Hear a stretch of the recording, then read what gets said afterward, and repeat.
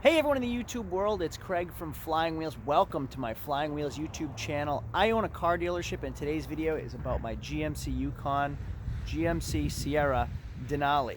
My video 2 weeks ago was a Q&A. What would you do situation? I asked about this Sierra Denali. Would you paint the bumpers? I'm going to give you a quick walk around of the truck and show you what I ended up doing and teach you quickly how to paint a car. So it's a 2015 GMC Sierra 1500 Denali, 6.2, 84,000 miles. The truck is awesome for the most part with slight damage in some places. So the question last week was, do I fix the bumper? You can see it here, there's some damage there. And then going to the back bumper's damaged as well. So you can see it's scuffed right there, it's dented right there, it's dented right here. Well, the question was, do I replace that back bumper? Because then I'd have to replace it, paint it. It's a pearl coat, so paint it base, paint it pearl, paint it clear, and then try to sell it for more money because that was a $500 bumper. Then this chrome piece right here was another $150. So now I'm into it for $650 more, which means I'm gonna have to ask $650 more just to break even on those parts, or I could have sold it cheaper online. I could have listed it for less online and got more buyers quicker because it's a cheaper price. So like Car Gurus, for example, lists your car in order based on price. So if my car is $500 less than my neighbor's car, mine goes on top of theirs. So if I spend another $600 into this truck, Car Gurus and all the other websites don't take that into consideration. They just say it's overpriced. So my question was, do I replace it to make it look like a better truck, to make it a better truck, or do I list it cheaper so I'm at the top of the list and then people can buy it for less money and have the option of fixing it later? Or are they going to be too picky and be upset and then not buy it at all? Well, I made the decision based on your votes to go ahead and fix both bumpers. So I bought them. I'm going to give you a walk around and show you how I did it. Ready? Let's get going. Every car, vehicle, truck, whatever has its very own specific paint code. Paint code is what the manufacturer uses to decipher each paint per vehicle, manufacturer, and model. They're located in different spots. So in this GMC Sierra, it's located in the glove box somewhere. So if we open this, you'll see here, the paint code here is U8000J. In this F-250, when I open the door, it's right here. Exterior paint is Z1. And then oftentimes it's in the trunk. So if you have a car like this Ford, I bet if I open the trunk and lift the spare tire floor, the floor to the spare tire and look underneath, that same code is underneath the trunk. So with that paint code, you can call your local paint store and have them mix that exact color. Sometimes there are variations, which means if it's a silver, there might be like 4 different shades of silver, or you could have a 10-year-old car that's faded over the years. So if you put on a brand new silver over a 10-year-old car, it's not gonna match, which is why people blend panels, which you don't necessarily wanna do all the time. So you get a variant. Your paint store will have swatches that you can bring to you with a little circle. You put it on your paint color on the body, and it will show you the best match, and then you can use that variant. So it might be 8000J with a variant. The other thing I can do with that 8000J, not necessarily 8000J on the Denali because it's a pearl coat, you can't mix it in a pearl coat, but if it's just a plain silver and I know the paint code, I can get something like this, Duplicolor. Original Chrysler, and you can see here has the paint code right on there. If that's not available, I can call my paint store and mix it in a can like this. A SEM can like this is a custom-made can. They make it in the paint store, and something like this is another like $25 to $30. But no mixing, no reducer, no spray gun. I can apply it to where I need to spray. No, there's a minimal gloss in there too, not a strong gloss. So like something in this Corolla, if it had a scuff right here, I might want to use a custom spray can like that just to cover up the corner of the bumper, but I'm not going to spray the whole bumper. That's when I would use a custom spray can. A $25 can will cover up all the little imperfections and blend well. If it's something more than that, like I'm spraying an entire bumper on a cheap Corolla like that, then I'd use a single stage. If it's more than that, like the Denali, you can see I use the base coat, the pearl, and then the high gloss clear over it.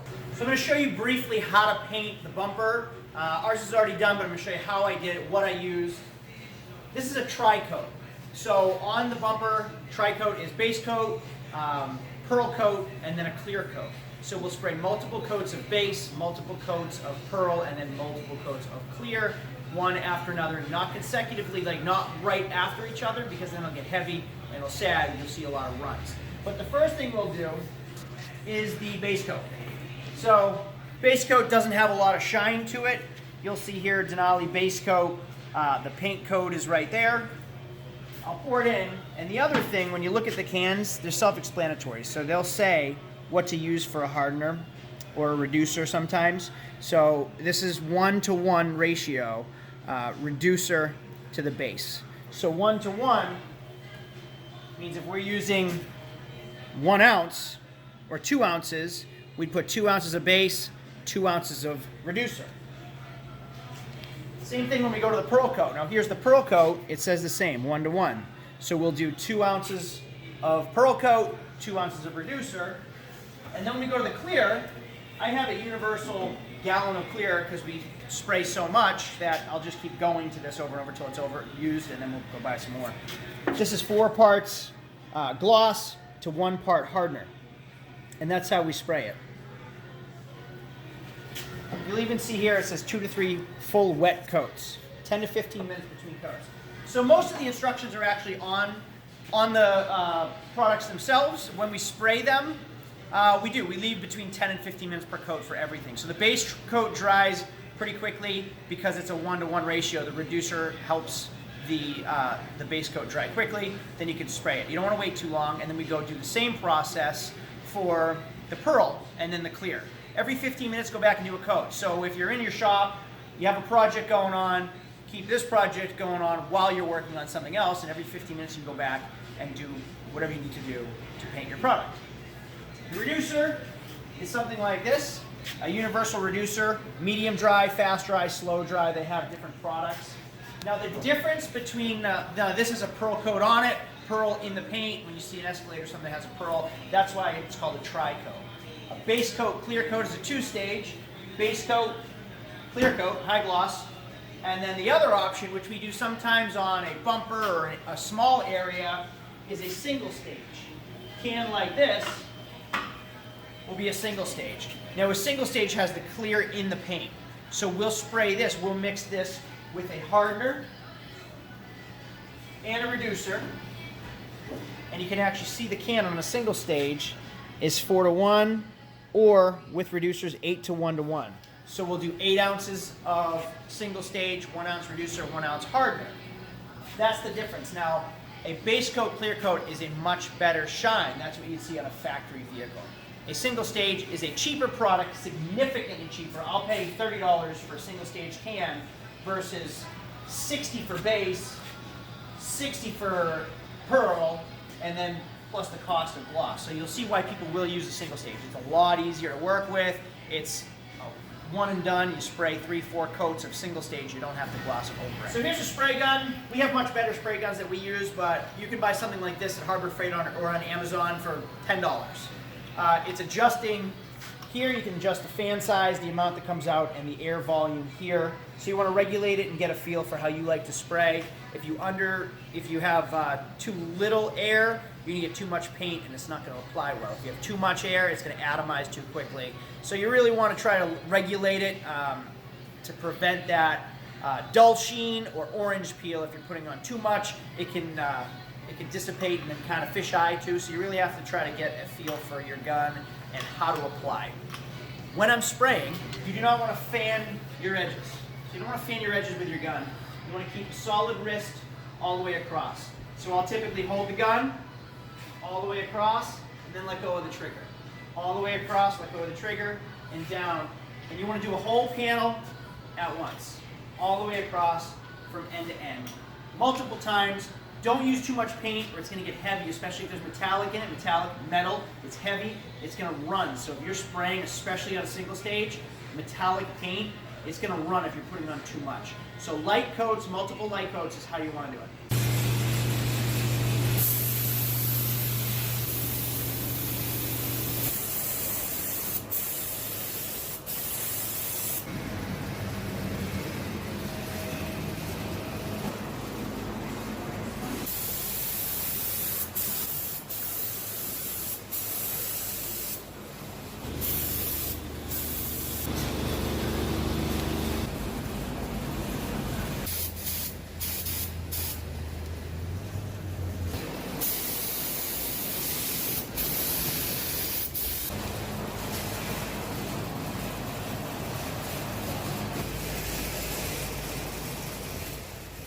Here's the difference from old to new. That was worth doing. Ta-da! It's finished. Let me give you a walk around and show you how it looks. So you saw the before. Here is the after, painted and finished up, and I'm really pleased with that. So it went from a truck that looked all banged up to something that looks near perfect. Now let's go over to the front grille. Also came out beautifully, so it's perfectly new chrome. I love it. Looks awesome. So all in all, I am extremely happy that I ended up doing the front bumper and rear bumpers, because now the truck's just close to perfect. It's awesome.